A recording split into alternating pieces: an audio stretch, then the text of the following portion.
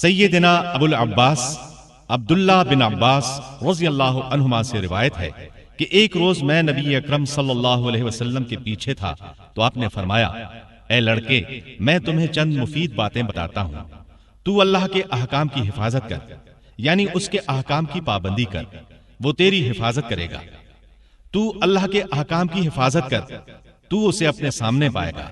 جب تو سوال کرے تو اللہ ہی سے سوال کر، جب تو مدد طلب کرے تو اللہ ہی سے مدد مانگ۔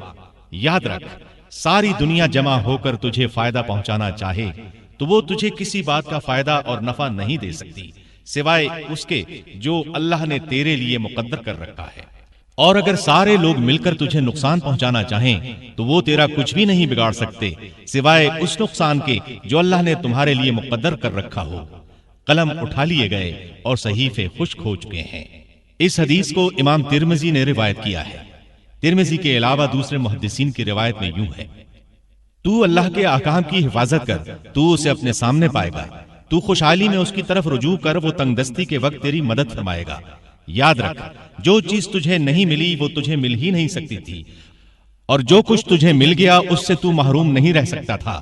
یاد رکھ، اللہ کی مدد صبر سے وابستہ ہے، اور تکالیف و مصائب کے بعد کشادگی اور فراخی آتی ہے، اور تنگی کے بعد آسانی بھی ہوتی ہے۔